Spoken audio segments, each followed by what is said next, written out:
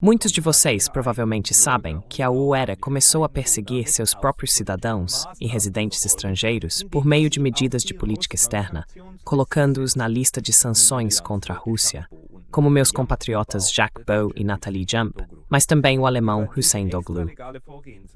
Sobre esse procedimento extralegal, quero conversar hoje com um dos mais renomados especialistas jurídicos da Alemanha. Está comigo o Dr. Hans-Georg Maaßen, jurista alemão e ex-alto funcionário do Serviço de Inteligência, que foi presidente do Departamento Federal de Proteção da Constituição de 2012 a 2018. Dr. Maaßen, seja muito bem-vindo. Boa tarde, Sr. Lotas. Dr. Maaßen, o senhor também já se manifestou sobre essas sanções. O que pode nos dizer a respeito e como o senhor avalia esse instrumento da UE no momento?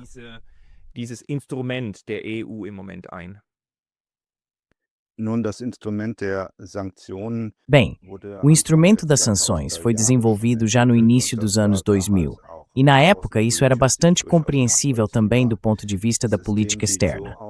O sistema funciona da seguinte forma: o Conselho de Ministros das Relações Exteriores e da Segurança da OME toma uma decisão de que determinados estados e também pessoas serão sancionados. Sancionar significa: os bens na UE são congelados, não se pode mais dispor deles, não é permitido realizar negócios com esses estados ou pessoas, e as pessoas afetadas, em princípio, também não podem entrar no território da UE.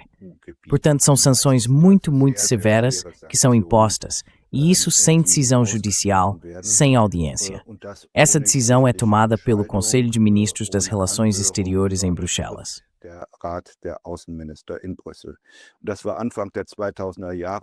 No início dos anos 2000, isso era algo que praticamente todos podiam compreender quando se dizia: bem, a Coreia do Norte precisa ser sancionada, o Irã precisa ser sancionado. Isso também é um instrumento de política externa, isso é muito claro. No fim das contas, trata-se de levar outro Estado a adotar um comportamento diferente por meio de uma sanção desse tipo, seja para que a situação dos direitos humanos na Coreia do Norte melhore, seja para que o Irã interrompa seu programa nuclear. E num segundo momento, dizia-se: certo, se os estados são sancionados, então naturalmente também Kim Jong-un e Khamenei devem ser sancionados. Afinal, não pode ser que o estado seja sancionado e Kim Jong-un continue andando em sua Mercedes classe S enquanto o país sofre.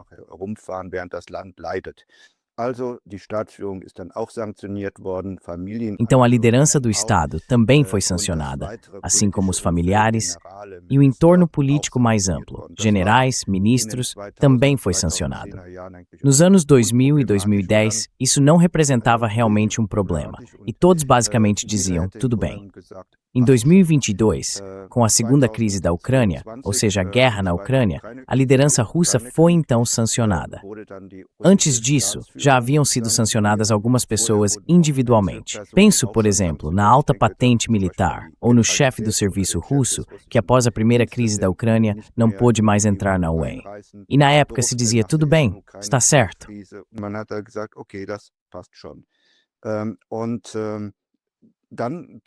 E então, nos últimos 1 ou 2 anos, depois que praticamente toda a liderança havia sido sancionada, passou-se aos oligarcas, sobre os quais, dentro da autopercepção europeia, podia-se dizer: certo, esses são os grandes apoiadores de Putin, bilionários que mantêm seu dinheiro em bancos suíços, alemães ou ingleses. Sim, isso também precisa ser congelado.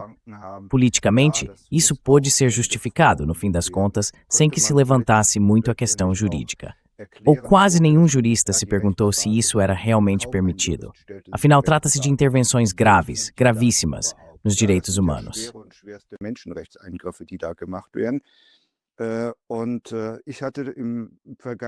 E no último mês de julho, encontrei um bom conhecido que havia sido sancionado por causa de uma relação pessoal próxima. Ele é alemão, com Putin. Eu simplesmente não conseguia acreditar. Ele vive na Floresta Negra e me contou que não tem mais conta bancária. Ele não pode trabalhar, não pode possuir bens, nem sequer tem um cartão de crédito.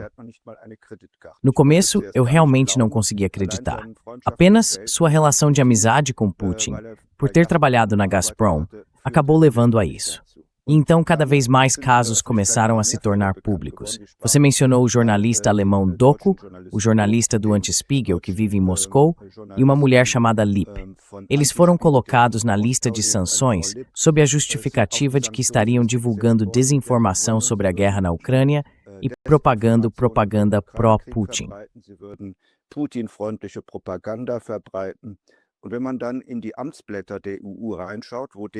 E quando se olha para os diários oficiais da UE, onde tais sanções são anunciadas, e se examina a justificativa, é preciso dizer, isso é tão ridículo que qualquer jurista ficaria de cabelo em pé diante do que é apresentado como fundamentação. Isso não é uma justificativa. São blocos de texto que, na verdade, zombam da ideia de uma justificativa. E pouco antes do Natal, veio a público o caso Bo, um ex-coronel do Estado-Maior suíço que conquistou grande mérito na Suíça, tanto no exército quanto no serviço de inteligência militar, que esteve destacado em Bruxelas junto à OTAN, representando o exército suíço, e que muitas vezes atuou no exterior como observador independente e neutro.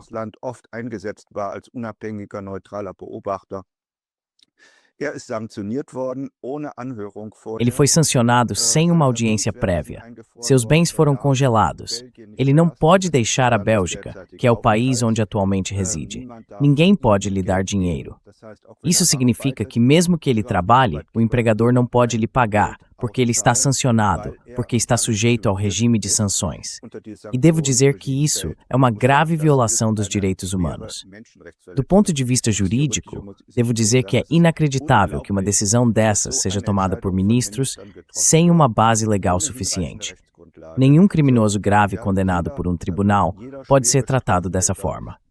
Mas esses políticos se arrogam, digamos, o direito de agir de maneira tão injusta com as pessoas.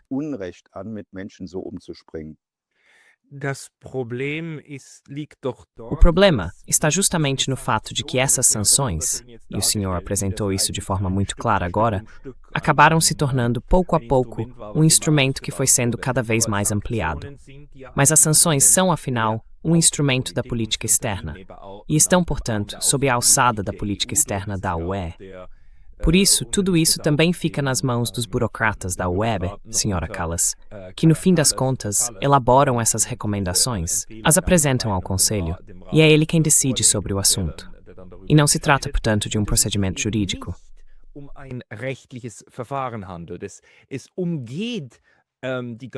Isso contorna todos os mecanismos jurídicos que deveriam, na verdade, funcionar nos Estados-membros. E é por isso que as pessoas incluídas nessa lista só podem recorrer ao Tribunal de Justiça da UE e não aos tribunais nacionais. Ou seja, não se trata de um instrumento de jurisdição propriamente dito.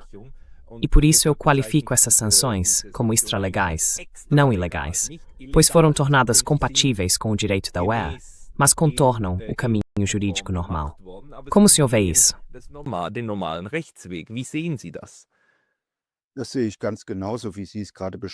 Vejo exatamente da mesma forma que o senhor acabou de descrever. Sabe, seria como se os ministros do Meio Ambiente e da Proteção Climática se reunissem em Bruxelas e dissessem: agora vamos impor sanções contra os negacionistas do clima. Com isso, acabam contornando o direito penal, o direito civil, enfim, todo o sistema judiciário é completamente ignorado. Se dissermos que vamos começar direto do topo, que os ministros decidem, então, para que precisamos de um sistema de justiça? Eles decidem, e contra isso, pode-se apresentar uma queixa. É isso que a senhora von der Leyen também diz. Pois bem, o que foi que ela disse, em essência?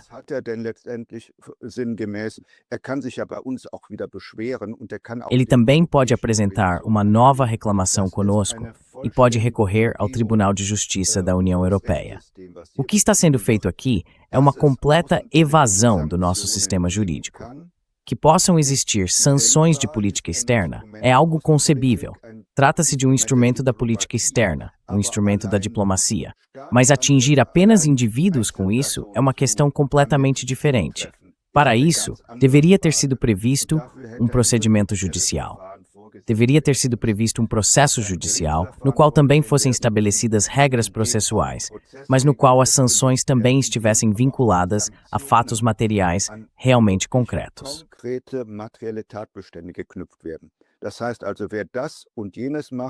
Isso significa o seguinte: quem faz isto ou aquilo deve esperar uma sanção, como também está previsto, por exemplo, em nosso direito penal. Também a alegação agora formulada pela Comissão. As sanções não seriam uma punição, mas serviriam para levar a um comportamento diferente. Nossa ordem jurídica não prevê que o Estado possa reeducar pessoas que agem legalmente. É preciso imaginar, o Sr. Bowie não cometeu nenhum crime, ele se comporta de forma totalmente correta, está exercendo seu direito à liberdade de expressão. Ou seja, que tais pessoas possam ser reeducadas pelo Estado por meio de sanções para que se comportem de outra maneira.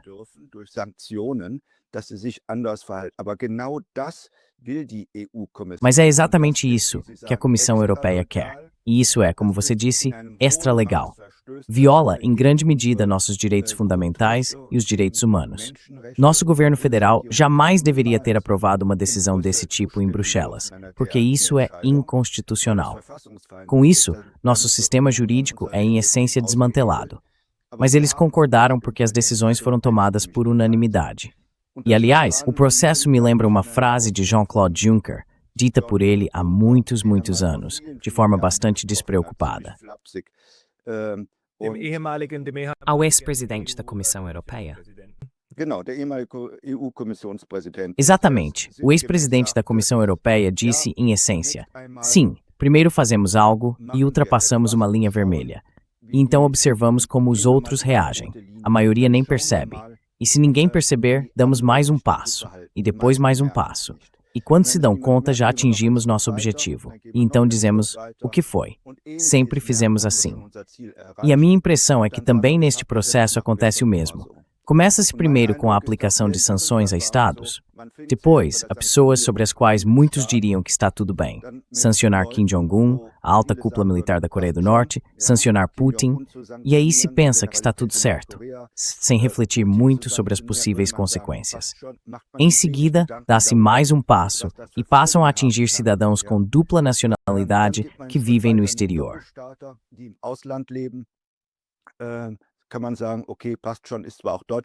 Pode-se dizer, tudo bem, tá certo, ele também é cidadão alemão, mas vive há muitos anos na Rússia. Tudo bem. Mesmo assim, ninguém reflete sobre o fato de que isso representa uma gravíssima interferência em direitos fundamentais.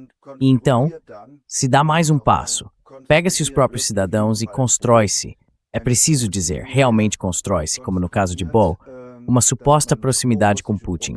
Constrói-se a ideia de que ele faz propaganda pró-Rússia, porque quando se lê os textos de Boll, eu não vejo nenhuma propaganda pró-Rússia ali.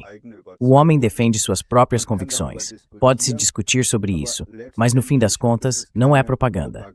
E mesmo que ele fizesse propaganda, ele tem o direito de fazê-lo. Ele pode fazê-lo. Assim como também se pode fazer propaganda pró-Ucrânia.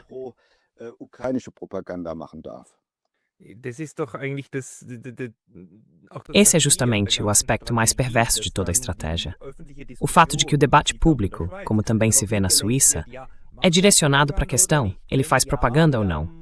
Se sim, então parte-se do pressuposto de que as sanções são justificadas, porque a acusação seria verdadeira. Se não, então precisamos discutir sobre isso. Mas não é disso que se trata. É legal dizer essas coisas. O Estado de Direito na Alemanha e na Suíça defende esses direitos. Mas agora chegamos ao ponto em que na coletiva de imprensa do governo na Alemanha, temos burocratas que em burocratês dizem, sim, precisamos encaminhar isso ao outro ministério. E o caminho jurídico está aberto. Porque se pode, ou a Comissão Europeia, ou seja, aqueles que impuseram as sanções, as pessoas que fizeram isso, dizer, eu não concordo.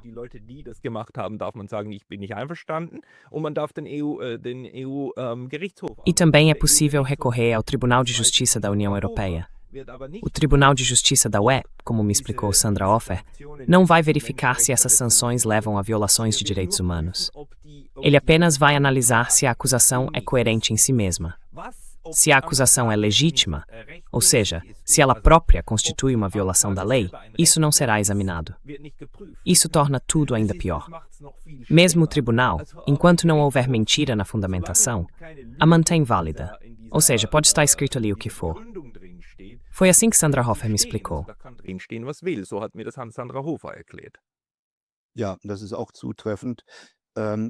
Sim, isso também é correto.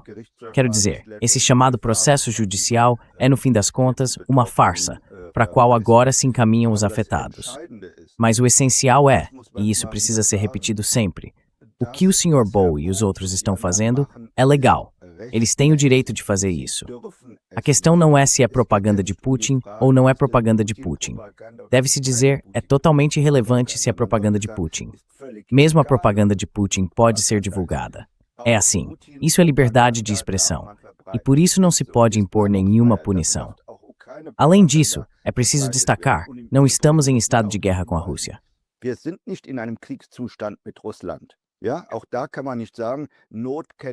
Mesmo nesse caso, não se pode dizer, a necessidade não conhece lei.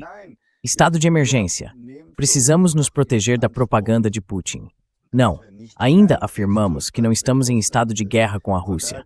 Portanto, nem sequer se pode declarar um estado de emergência aqui para restringir a liberdade de expressão. O que está acontecendo aqui é uma grave interferência na liberdade de expressão. E isso deve vir em primeiro lugar. Não a questão de se houve ou não propaganda, se as declarações do senhor e de outros estão corretas ou não. Isso é totalmente irrelevante. O essencial é, ele tem o direito de dizer o que quiser.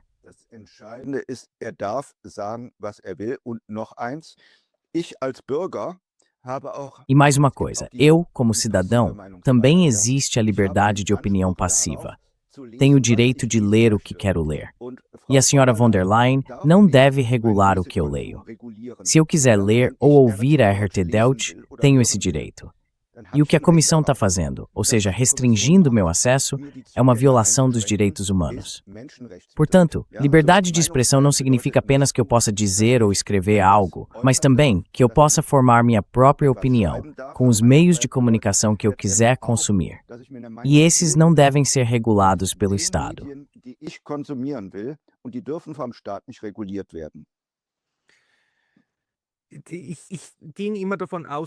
Eu sempre parto do princípio de que isso é claro. Mas o que se vê no momento é que está acontecendo um debate público. A liberdade de expressão é um bem valioso, mas isso não significa que se possa fazer propaganda de Putin. Mas é exatamente isso que precisamos enfatizar. Liberdade de expressão significa poder se manifestar a favor ou contra algo, poder acreditar em algo. Eu posso dizer que Deus existe, mesmo que isso talvez seja uma bobagem. Também posso me enganar publicamente. Posso dizer algo sobre o qual estou errado. Como o senhor explica que chegamos agora a esse estado em que isso está sendo debatido?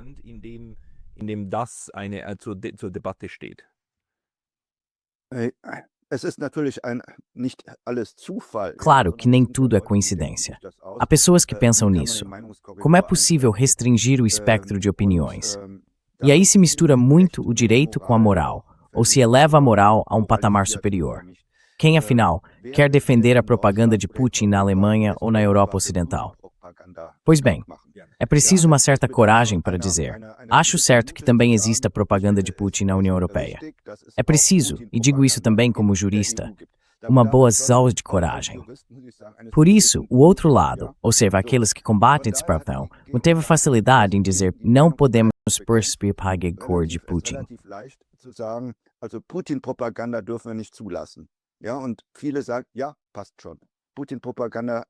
E muitos dizem, sim, tudo bem, não podemos permitir propaganda de Putin.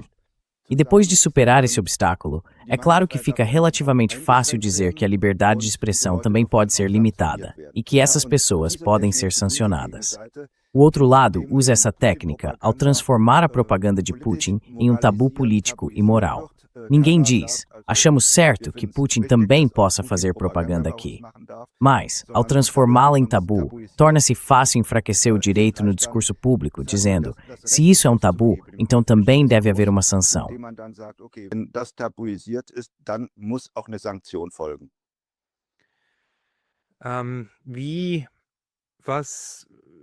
Na sua opinião, o que pode ser feito neste momento? Bem, eu imagino 3 possibilidades. Ou se recorre ao Tribunal de Justiça da União Europeia e se tenta levá-lo a lidar com as consequências e implicações, ou se tenta seguir o caminho dos direitos humanos. Ou seja, existe o Tribunal Europeu de Direitos Humanos. E também há a ONU, com tribunais ou várias comissões de direitos humanos às quais se poderia recorrer. E, na minha opinião, há ainda uma terceira via: recorrer aos tribunais alemães e argumentar que essas sanções não devem ser aplicadas pela Alemanha por serem contrárias aos direitos humanos. Qual desses caminhos você considera viável ou quais você vê como possíveis?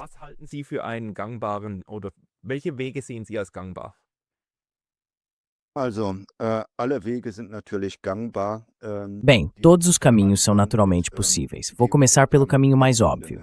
Então, o que a comissão disse? É possível apresentar uma queixa à comissão. Isso é uma espécie de procedimento de recurso, sem prazo, sem resultado, provavelmente não levará a nada. O caminho para o Tribunal de Justiça da União Europeia. Sim, pode ser que esse caminho tenha sucesso. A senhora já mencionou anteriormente a declaração da senhora Hofer. No fundo, na authenticação é de verificam e houve erros no decorrer do processo. Aquele sistema de race na dimensão do seu questão. It seems to number super profound to tell.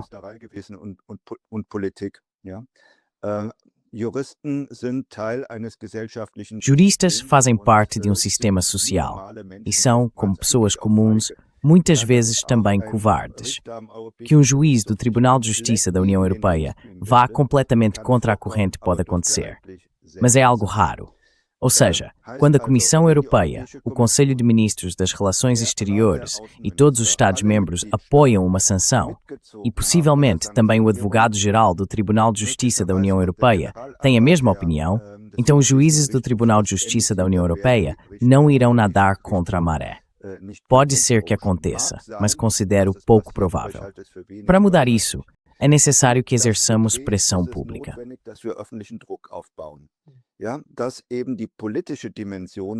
Que a dimensão política de tudo isso esteja clara em Luxemburgo, no Tribunal de Justiça da União Europeia. Que também fique evidente que há um amplo movimento nas sociedades contra essas decisões injustas, essas decisões de sanção que são injustas. Isso precisa ser transmitido ao público. Caso contrário, vejo poucas chances. Por isso é importante que façamos uma entrevista. Por isso é importante que existam essas campanhas de coleta de assinaturas, que talvez no fim não tragam exatamente o que alguns esperam. Que os políticos digam, sim, claro, faremos isso, implementaremos assim, a decisão será revogada. O essencial é despertar uma consciência pública para o problema.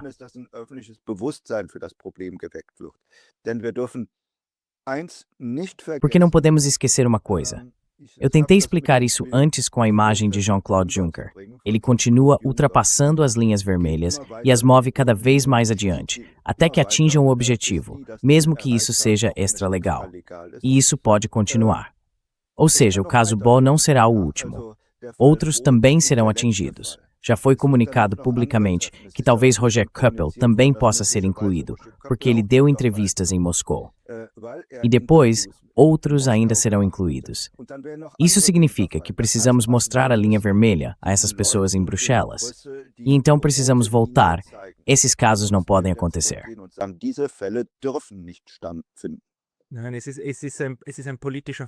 Não, é um caso político, é uma perseguição política.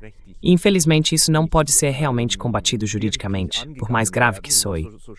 Mas o problema com o Tribunal de Justiça da UE é que mesmo que ele acabe decidindo que a sanção com base nessa justificativa foi ilegal, a Comissão Europeia pode simplesmente mudar a justificativa a qualquer momento. E já tivemos esse caso. Há 2 oligarcas russos, empresários russos, que processaram com sucesso. O Tribunal de Justiça da UE declarou que era inválido. A Comissão Europeia então simplesmente apresentou outra justificativa, e por isso eles ainda estão nessa lista até hoje. Ou seja, estamos completamente à mercê da arbitrariedade da Comissão Europeia. Eu me pergunto, como é possível que 27 Estados-membros digam sim a isso?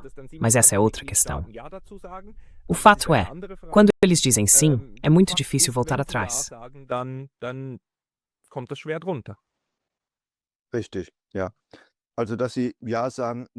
Certo, sim. Então, o fato de eles dizerem sim se deve simplesmente a esse sistema. Haverá um grupo de trabalho do Conselho, imagino, um sistema de sanções, abaixo do Conselho de Ministros das Relações Exteriores, no qual possivelmente também colegas dos respectivos Ministérios da Justiça terão um papel. Mas eu acho que, como já destacamos, trata-se de uma medida diplomática. Essa sanção, uma medida política e de política externa. Assim, haverá funcionários dos respectivos Ministérios das Relações Exteriores no grupo de trabalho do Conselho. Eles vão elaborar uma decisão preliminar. E é preciso imaginar, quando esses 27 ou 26 se reúnem, eles se conhecem, gostam uns dos outros, conhecem os funcionários da Comissão Europeia. Eles não vão se atacar nem se criticar mutuamente.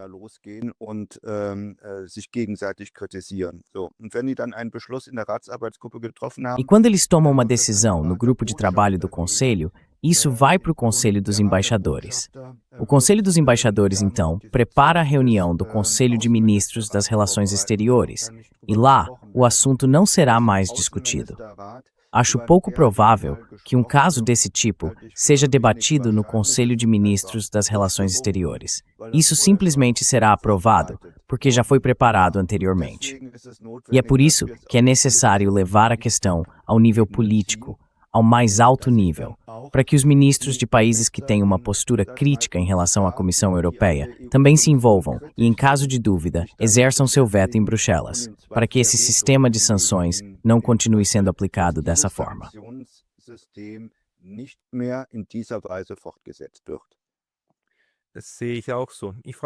Eu também vejo dessa forma. Ainda assim, me pergunto, posso voltar a esse ponto? Ou seja, seguir o caminho estatal.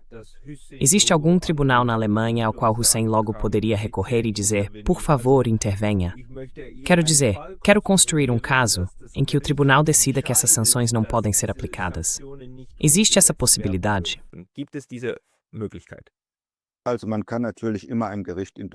Bem, é claro que sempre se pode recorrer a um tribunal na Alemanha. A questão é se o tribunal se consideraria competente para isso. Eu diria que, em caso de dúvida, eles diriam, não se trata de uma medida estatal alemã.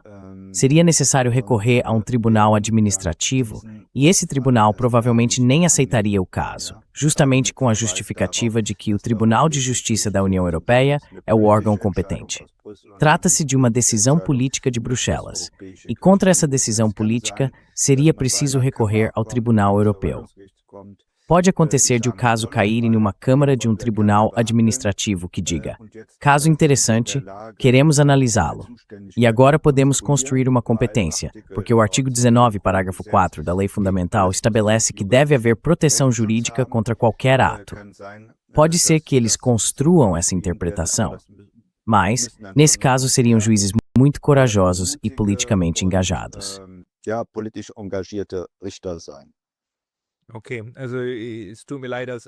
Ok, então, me desculpe. Como não sou jurista, simplesmente não sei como o sistema se comporta. Presumi que a verificação sobre se um caso pode ou não ser aceito seria algo relativamente claro, mas que também aí existe margem de discricionariedade e que a coragem entra em jogo, isso eu não sabia. Mas é assim mesmo nesse caso.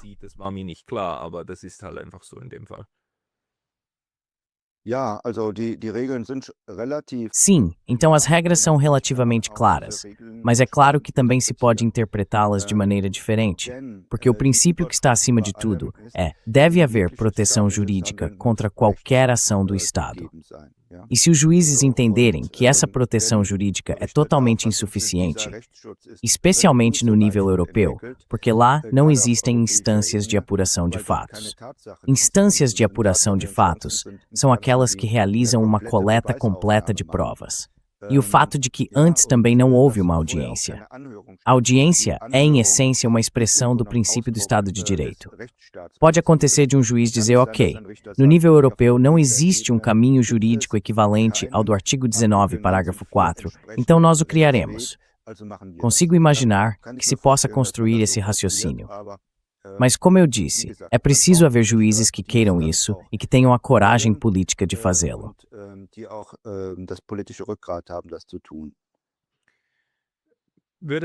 Faria sentido recorrer ao Tribunal de Direitos Humanos para aumentar a pressão política?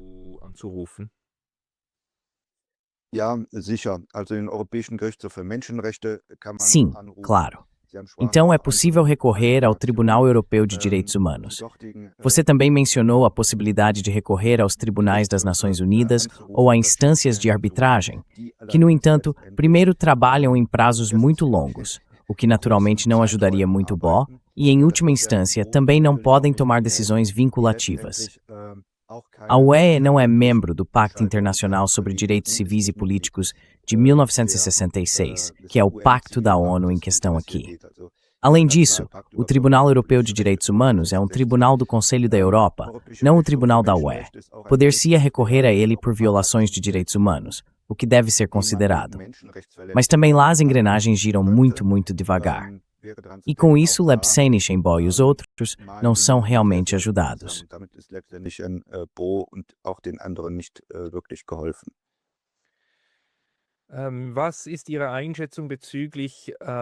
Qual é a sua avaliação em relação a cidadãos estrangeiros? Um caso especial, no caso de Bo, é que ele é suíço, e a Suíça não faz parte da UEP. Outra compatriota minha, Nathalie Jamp, também é suíça. Ela também foi sancionada. No momento, ela está na África e não pode retornar à Suíça por causa dessas sanções, já que o sobrevoo está proibido. O que, na verdade, também é uma violação do direito internacional, pois todo cidadão tem o direito de retornar ao seu país. Como o senhor avalia essa situação? Afinal, as sanções eram ou são originalmente um instrumento de política externa destinado a atingir estrangeiros.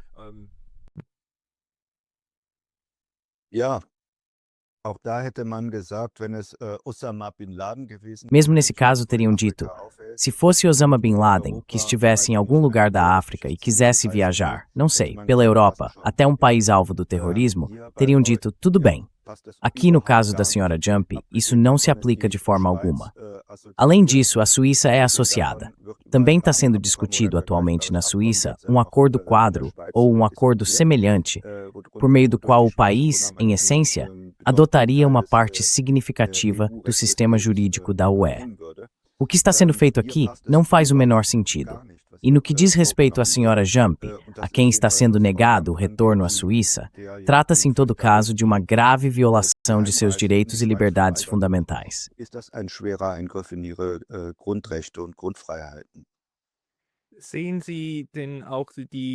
O senhor também vê o perigo de que esse sistema continue sendo mantido? O senhor já deu a entender isso. Pode-se imaginar medidas contra críticos das mudanças climáticas. A União Europeia agora descobriu como pode direcionar ou até mesmo proibir o discurso político interno por meio de instrumentos de política externa. E ao fazer isso, contornar imediatamente todos os caminhos legais. Mas as pessoas que fazem isso estão, é claro, extremamente bem protegidas por imunidade política e assim por diante. Elas praticamente nunca podem ser responsabilizadas por tais ações. O senhor teme que esse sistema continue sendo expandido se não conseguirmos detê-lo?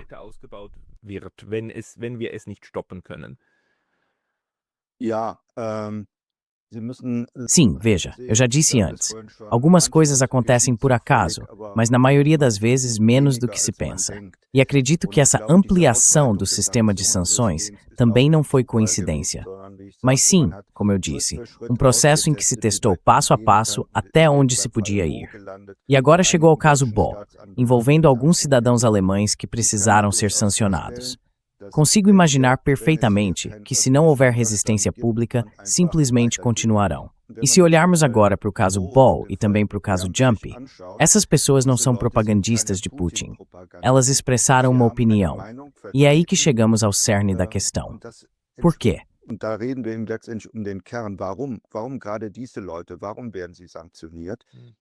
Por que justamente essas pessoas? Porque elas estão sendo sancionadas.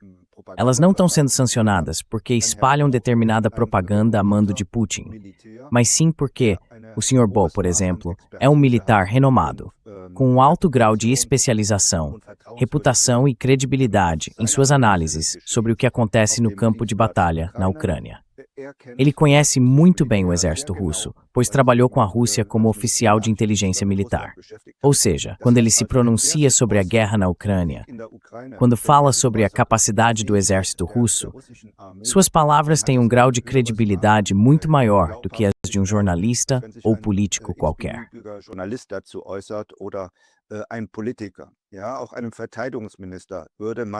Mesmo ao ministro da Defesa não se atribuiria, em última instância, uma posição política mais ou menos credível do que a de um Sr. Bo, de quem se sabe que é um especialista e que, no fundo, não tem ambições políticas, mas apenas descreve o que vê. Por isso ele é de fato perigoso, porque descreve uma posição que é contrária à linha de Bruxelas e à linha da maioria dos Estados-membros da OEA no que diz respeito à guerra na Ucrânia. Quero deixar em aberto se suas análises estão sempre corretas. Essa é uma questão completamente diferente. Ele pode, como já dissemos, estar totalmente errado dentro dos limites da liberdade de expressão.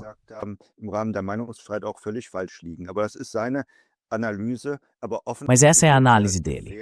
Obviamente ela é considerada perigosa. Essa é uma opinião perigosa. E essa é uma pessoa perigosa, porque ele não é qualquer um, mas alguém que pode, em última instância, atrapalhar a política da UOMI em relação à Ucrânia. E é por isso que ele é sancionado. Ou seja, o ponto de partida foi uma suposta propaganda pró-Putin. No caso da Sr. Jump, a situação parece ser um pouco diferente.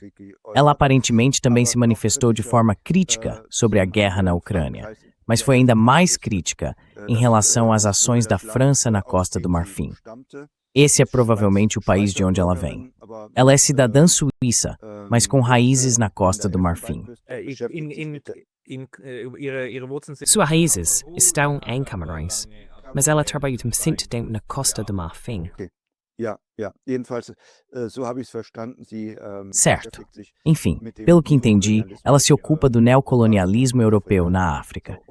E a minha impressão é que essa mulher, também por causa de seu engajamento político, é de fato uma figura relevante que pode politicamente, digamos, atrapalhar alguns estados europeus. E é por isso que ela foi sancionada.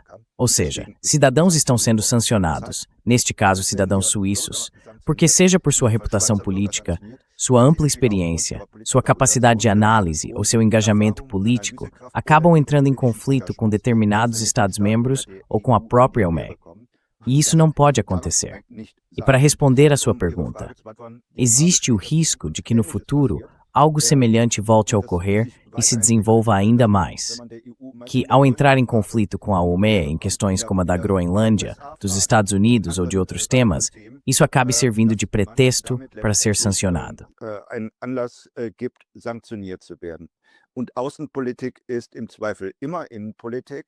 E a política externa é, em caso de dúvida, sempre política interna. Basta imaginar alguém se manifestando de forma crítica sobre o Pacto do Rio, o Acordo Climático ou o Protocolo de Quioto. Logo, pode-se dizer que essa pessoa deve ser sancionada por minar os esforços globais da humanidade, da sociedade global, em prol da proteção do clima. Portanto, esse perigo pode existir se levarmos adiante o que foi iniciado pelas sanções nos últimos 20 anos.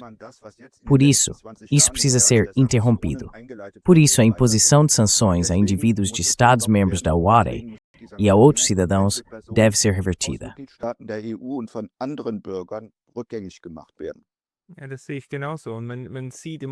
Sim, eu vejo da mesma forma. E dá para perceber agora como essa lista de sanções contra a Rússia é mais uma fatia do salame. Na Suíça, chamariam isso de tática do salame, porque se corta pedaço por pedaço até que a linguiça inteira acabe. Vê-se como a lista de sanções está sendo usada para tratar de assuntos que não têm relação direta com a Rússia. Ou seja, a Sra. Jamb é um exemplo de como a França agora pode agir contra uma cidadã indesejada.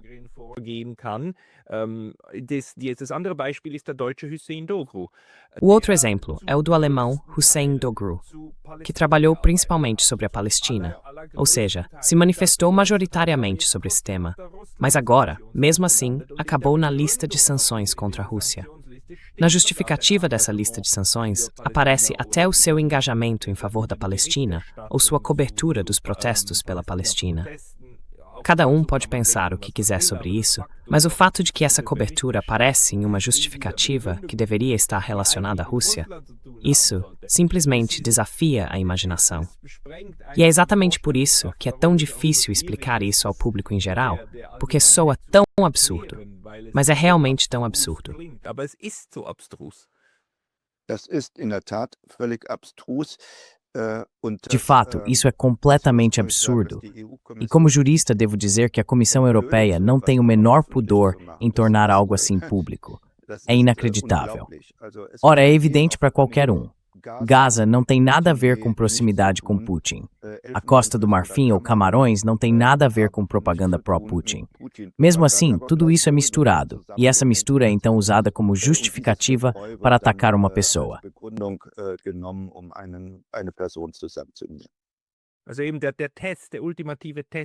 Então o teste definitivo que está acontecendo neste momento, se seguirmos a sua explicação, é saber se a população em geral da UOE aceita que a liderança da UOE possua um instrumento de punição absoluto que não está sujeito a revisão nem a recurso legal e que pode ser aplicado conforme se queira.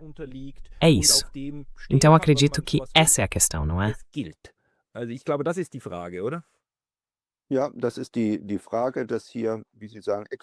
Sim, essa é a questão. Que aqui, como o senhor diz, foram desenvolvidos instrumentos extralegais de punição, que são muito piores do que aquilo que alguns tribunais criminais impõem. Jack Baugh me disse, na prisão, pelo menos ainda se recebe comida e não se paga aluguel. Ele tem ali seus 570 euros, precisa pagar os honorários do advogado, comprar a própria comida, e diz que, rigorosamente falando, nem mesmo poderiam vender comida para ele, porque isso também é um serviço que lhe é concedido e que está sujeito à sanção. Sim, portanto, trata-se de um instrumento de sanção que equivale a punições severas, enquanto a comissão, ou a UE, em seu habitual eufemismo, ainda afirma, nós não punimos, é uma medida educativa.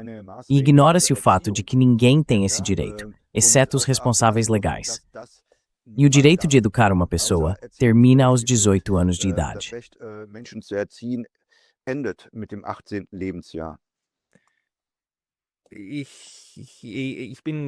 Em parte, fico simplesmente sem palavras ao ver que algo assim está acontecendo. Felizmente, ainda temos jornalistas engajados na Alemanha, especialmente Florian Warweg, do Nachdenkseiten, que repetidamente confronta os porta-vozes da República Federal, de vários ministérios, com certos fatos, entre eles o caso Baugh. E lá se pôde ver como o porta-voz, não me lembro mais de qual órgão era, mas como um dos porta-vozes disse, sim, essas sanções vêm da UE, portanto, não tem nada a ver conosco, ou seja, com a Alemanha. Der EU haben also mit uns, also Deutschland, nichts zu tun, da müssen Sie sich an die EU wenden. Zweitens sind wir doch der Überzeugung. Nesse caso, o senhor deve se dirigir à UE. Em segundo lugar, estamos convencidos de que a UE está agindo corretamente aqui, e qualquer pessoa que faça propaganda precisa agora ter cuidado. Isso também está sendo comunicado. Não é apenas uma tentativa silenciosa de intimidação, mas um mecanismo de intimidação comunicado publicamente, que está sendo aplicado assim, de forma direta, neste momento. E se isso será percebido ou não pelo público, Pro-So-Grenze vai observar, não é?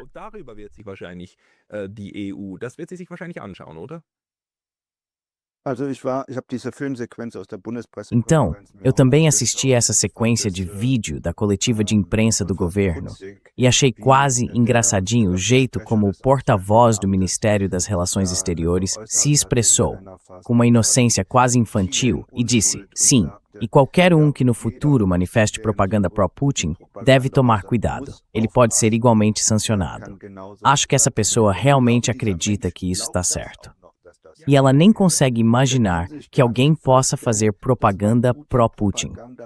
Eu tenho o direito legal de fazer propaganda pró-Putin, se eu quiser. Sim, é para isso que temos uma Constituição. É para isso que existem os direitos humanos. Também é permitido fazer propaganda pró-Ucrânia. Também é permitido fazer propaganda pró-Dausas. Eu também posso dizer, acho Trump ótimo. Isso também faz parte da liberdade de expressão.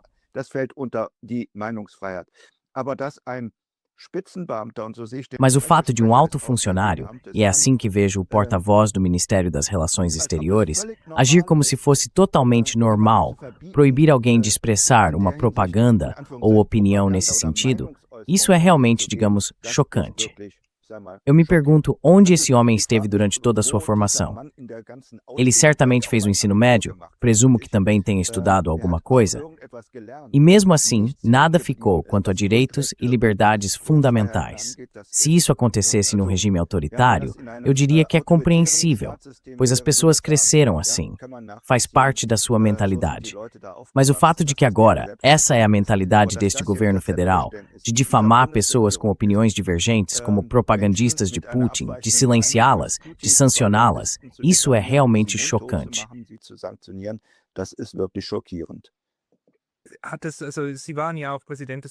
O senhor também foi presidente do Serviço Federal de Proteção da Constituição. Isso não tem, afinal, nenhum impacto sobre o Serviço de Proteção da Constituição? Porque aqui um direito fundamental da Constituição alemã está sendo anulado. Não deveria alguém, nessa organização, reagir e dizer, atenção, temos aqui um problema enorme?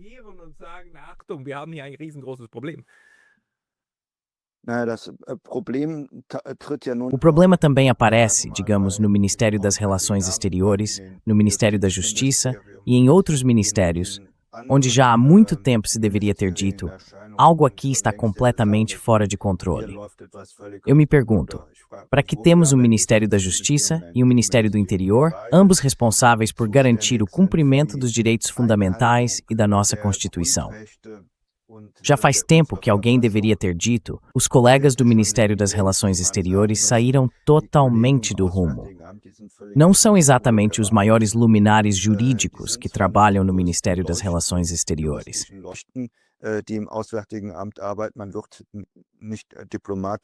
Não se torna diplomata por ser um jurista excepcional, mas sim por possuir outras qualidades. Já há muito tempo deveria ter sido dito algo, mas não foi. O Serviço de Proteção da Constituição, digo isso agora como ex-chefe, que hoje também é vigiado por seus próprios funcionários, enfrenta atualmente outros problemas jurídicos. Ele também saiu do rumo. Agora está sendo usado para combater os chamados delegitimadores e difamadores do governo.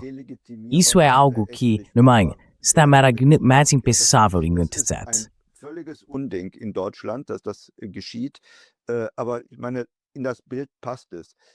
Mas eu quero dizer que isso se encaixa no quadro quando, por um lado, pessoas são agora sancionadas pela Comissão Europeia ou pelo Conselho de Ministros das Relações Exteriores, por causa de uma opinião política divergente sobre a guerra na Ucrânia, sobre Gaza ou sobre a política para a África.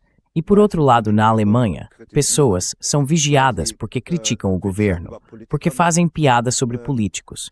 O fato de que na Alemanha, pessoas, digamos, passam por uma busca domiciliar às 6 horas da manhã, com forças policiais realizando uma operação porque alguém tweetou ou postou algo no X que é crítico ao governo, isso se encaixa em um quadro. Isso mostra, a liberdade de expressão está em retrocesso e está sendo restringida deliberadamente de forma massiva pelas forças dominantes.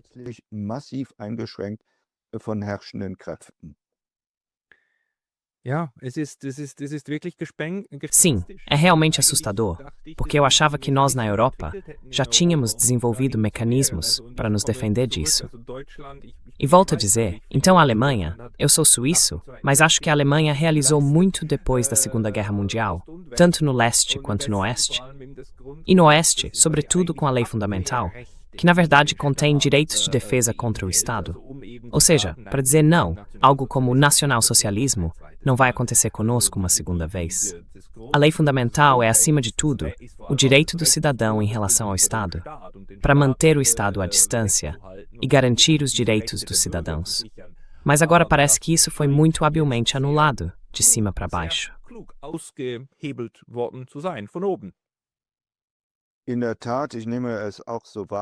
De fato, eu também percebo dessa forma. Direitos fundamentais e direitos humanos são direitos de defesa. Eles devem proteger o cidadão de um Estado abusivo.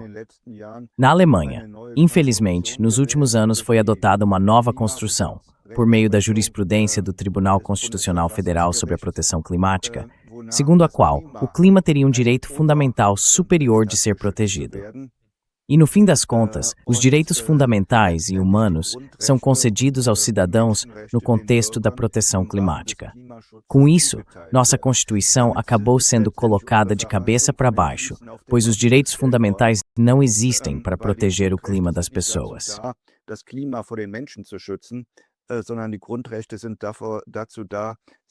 Os direitos fundamentais existem e, historicamente, se basearam no combate ao nacionalsocialismo, para proteger os cidadãos de um Estado abusivo e também de juízes abusivos. Infelizmente, os juízes se tornaram parte do problema e já não fazem parte da solução. Essa evolução se intensificou nos últimos anos e levou a uma erosão dos direitos fundamentais. Você apontou corretamente que a lei fundamental também foi redigida em ruptura com o nacionalsocialismo. Não se pode esquecer de uma coisa. E digo isso porque ensinei direito por muitos anos. O que importa não é o que está escrito na Constituição. Es kommt nicht drauf an, was in der Verfassung drinsteht. Ja? Es kommt gar nicht drauf an. Das Grundgesetz kann noch so schön geschrieben sein. Isso não importa realmente. A Constituição pode estar escrita da forma mais bonita possível. O que importa é como ela é vivida e aplicada. Basta olhar para a última Constituição da RDA, acho que era de 1967. Nela, a maior parte dos direitos fundamentais que estão na nossa lei fundamental também estava presente. Só que na prática, era completamente diferente. O perigo de qualquer Constituição, de qualquer lei, é que a prática jurídica se afaste totalmente da situação legal. E isso só pode acontecer quando há políticos, funcionários públicos e também juízes que dizem a si mesmos: bem, o objetivo político é mais importante do que o texto da lei.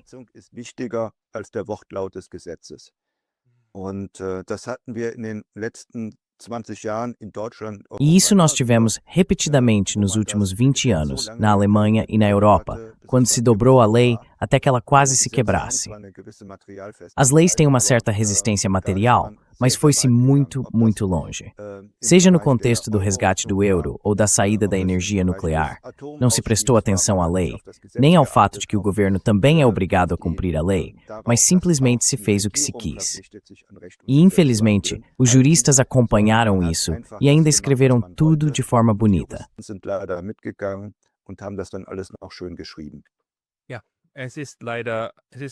Sim, infelizmente é assim. As normas só têm poder real quando as pessoas realmente acreditam nelas e querem colocá-las em prática. E, infelizmente, estamos atualmente em um processo no qual as próprias normas do direito estão sendo completamente invertidas. Sr. Dr. Hans-Georg Maaßen, há algo que o senhor ainda não mencionou e gostaria de acrescentar, ou já cobrimos o tema de forma geral?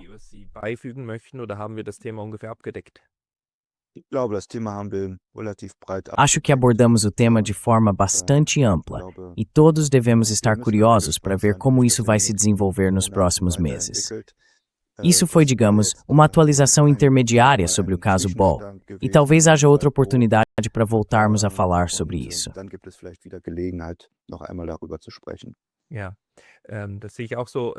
Sim, eu também vejo dessa forma. Também depende de quem vai começar agora a se manifestar contra isso. E isso pode ser feito de várias maneiras. Pode-se escrever cartas, enviar e-mails, participar de manifestações.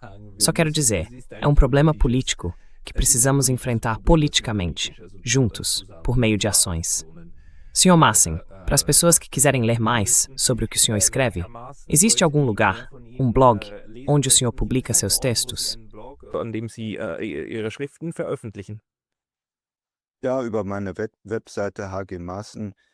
Sim, pelo meu site, hgen2a2s.com. Esse é o meu site. Ou você pode me encontrar facilmente no Twitter, que hoje se chama X, ou no Facebook. Recomendo a todos que leiam os escritos e ensaios do Dr. Hans-Georg Maaßen. Dr. Maaßen, muito obrigado pelo seu tempo hoje. Com prazer, Sr. Wolfgang.